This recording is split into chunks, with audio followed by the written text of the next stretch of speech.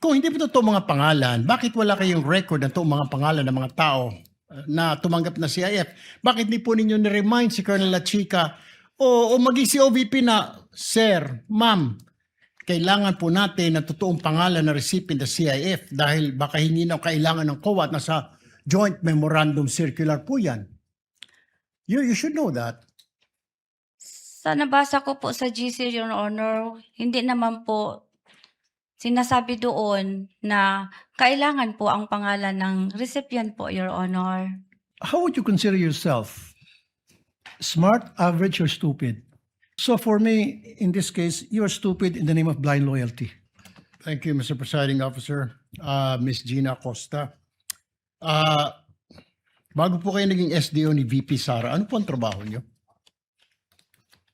Ano po, sa office po ng Office of the Vice President, Vice Presidential Officer 6 po ako, Your Honor. No, nung mayor po siya, anong trabaho niyo? Empleyado na ba kayo ng gobyerno? Paano kayo nagkakilala ng Vice President? Empleyado na po ako ng gobyerno, Your Honor, doon po sa Sangguniang Panglungsod, Your Honor. Anong trabaho niyo po sa Sangguniang Panglungsod? First po is stenographic reporter, Your Honor. And then po, nagiging supply officer po, Your Honor. Anong year po kayo nagkakilala ng Vice President?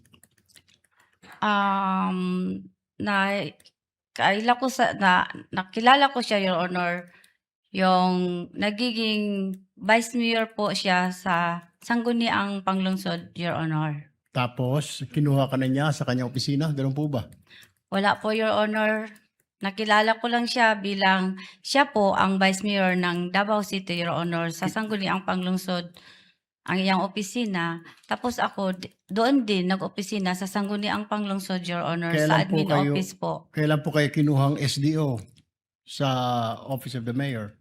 Yung mayor na po siya, siya na po ang mayor ng Davao City, Your Honor. Alright. Alam niyo po yung mga pangalang Mary Grace Piatos, Chippy McDonald, Pusa, Pagong, Ngit-Ngit, Belat, na hindi po totoo mga tao ito, na mga totoong pangalan. Alam niyo po yun. Na-encounter ko po yun. Tanong ko po, alam niyo na hindi po totoo. Chippy McDonald ninyo, I'm sure. Nag-rely po ako sa... Hindi po. Common sense lang po. Pusa, Pagong. May apelyido bang Pusa, Pagong sa Davao? Wala po akong narinig na Okay. ganyan, Your Honor. Pero alam mo na ito po, hindi totoo mga pangalan. Totoong tao po sila. Totoo pangalan, pero hindi po totoong pangalan. Yes po, Your Honor. Okay. Kung hindi po totoo mga pangalan, bakit wala kayong record ng toong mga pangalan ng mga tao na tumanggap na CIF? Bakit di po ninyo ni-remind si Colonel Lachica o maging si OVP na, Sir, Ma'am, kailangan po natin ng totoong pangalan na recipient ng CIF dahil baka hindi na kailangan ng COA at nasa Joint Memorandum Circular po yan. You should know that. Sa nabasa ko po sa GC, Your Honor, hindi naman po sinasabi doon na kailangan po ang pangalan ng recipient po, Your Honor. So sa pagkaintindi mo, hindi kailangan. Hindi mo nilalagay. Ano po yung nilalagay sa safes ng mga dokumento? Anong mga nilalagay? Anong nilalaman? Di ba pinapabili po kayo ng safe, di po ba? At bumili kayo ng safe. Tama po? Meron po kaming safe, Your Honor. Okay. Anong nilalagay sa safe? Nakalagay po sa Joint Memorandum Circular po yun. Meron po, ang nilalagay po doon yung mga documents po. Anong documents po yun? Yung CDR po. Okay. Alam niyo na si Colonel Lachica ay hindi po maaring mag-disburse dahil wala siya fidelity bond. Pero dahil utos po sa'yo ni VP Sara, sumunod ka lang. Tama po. Instruction po yun. Siya po ang Kaya nga po. designate ni Ma'am VP Yes. Sara na security Kaya officer, Your Honor. Kaya nga po. Pero alam niyo na wala po siyang fidelity bond. And yet, dahil utos po ni VP, dinisburse po sa kanya. Tama po? Yes, Your Honor. Okay. So, tanggap mo rin po ang rason ni Colonel Lachiga na huwag ka na magtanong kasi confidential fund yan. Hindi ka pwede magtanong. Despite the fact na ikaw ang disbursing officer at baka sumabit ka. So hindi mo na tinanong, ano ba talaga ito, Colonel? At delikado ito, baka sumabit ako. Tama na ba yung sagot niya? Huwag ka na magtanong, tumahimik ka na lang dyan dahil confidential fund yan. Ikaw ang disbursing officer. Meron po siyang binigay sa akin, Your Honor, na fund utilization report po, Your Honor. Aside po sa pag-verify ko sa kanya kung ano, bakit ito ang pangalan, Your Honor. Kasi confidential in nature po yun, Your Honor. So sa tingin mo, walang mali po sa paggasta ni Colonel Lachica sa intelligence fund, confidential fund ng Office of the Vice President?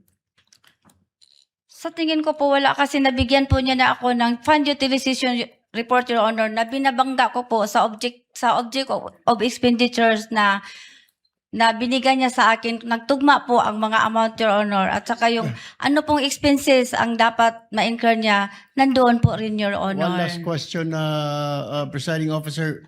So, ibig kong sabihin, from the very start po, pagbibigay ng mga alias, walang totoong pangalan, paggasta ng mga class sa mga tree planting, okay lang yun. Part po yun ng confidential fund. Sa tingin mo?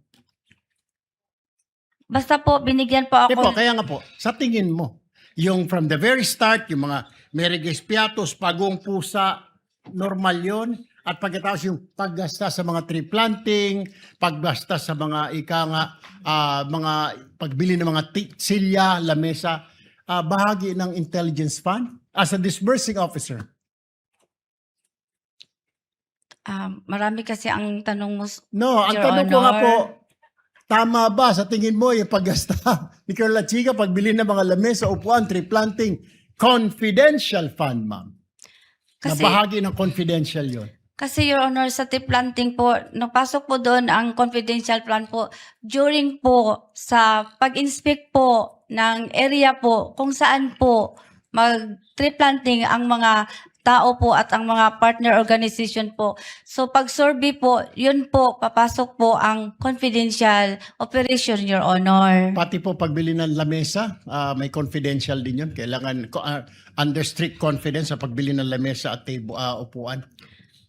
Gagamitin po yun sa operation, Your Honor. Okay. No further questions, Mr. Presiding Officer. Thank you, Senator Judge Erwin Tulfo. Senator Judge Rafi Tulfo, you may proceed, sir. You have 2 minutes.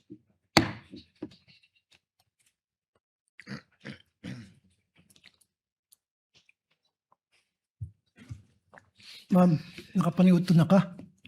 Gamay lang, sir. Gamay lang. Unsa man imong sudan? Wala ko'y gana mo kaon. Wala. Okay. Okay. Tanong ko na lang. How would you consider yourself? Smart, average, or stupid?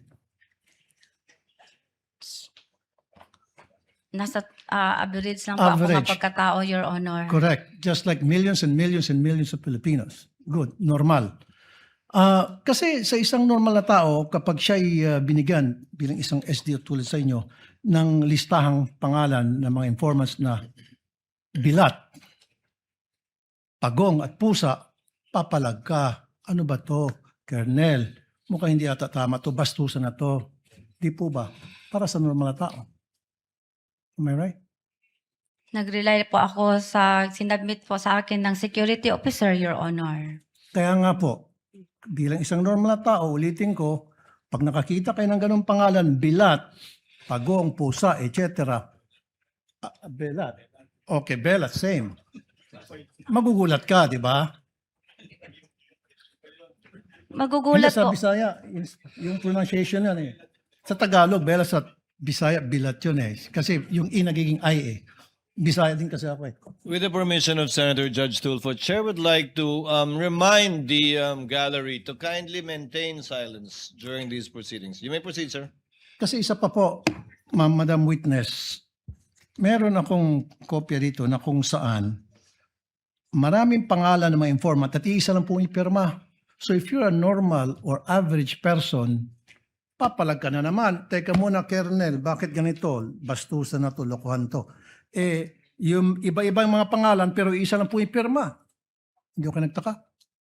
Piniripay ko po yun si Colonel La Chica, Your Honor. At ang sagot naman niya sa akin, Ma'am Gina, those are sensitive information, Ma'am Gina. At saka, confidential in nature po yun. So naniwala kayo sa sinabi niya na confidential nature kahit na isa lang signature sa napakaraming pangalan. So Kasi you siya took his po, word for it. kasi siya po ang nag-implement sa mga confidential activities, Your Honor, on the grounds. Siya po ang inatasan na mag-implement. Siya ang implementor po, Your Honor. So for me, in this case, you're stupid in the name of blind loyalty.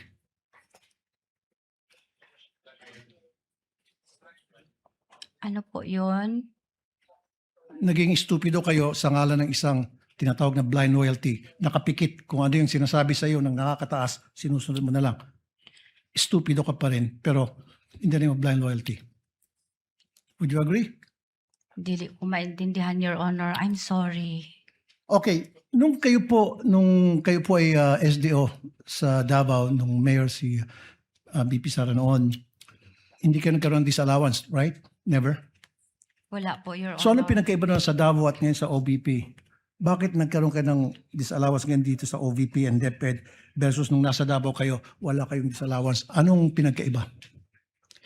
Ang maalala ko lang, Your Honor, sa Davao po, doon po mag-submit po kami ng accomplishment report doon po sa DILG, hindi po sa Office of the Vice President, hindi po sa Office of the President, sa Senate at saka sa HOR, Your Honor. So nung panahon po sa Davao, meron ba mga pangalan Piatos? Meron ba mga pangalan mga Belat, Pagong, Pusa, etc.?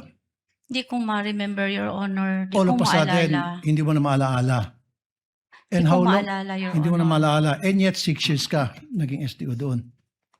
Hindi ko maalala, Your Honor. Matagal na po yun, Your Honor. At saka, may edad na rin po ako, Your Honor. Ayaw lagi pag tinunto, ma'am. Pati kami ba na tinunto mo diri. Mo Maraming magyud na ako tinuod, Your Honor. Okay. Salamat po, Mr. Presiding Officer. Thank you, Senator Judge Tulfo. The Senate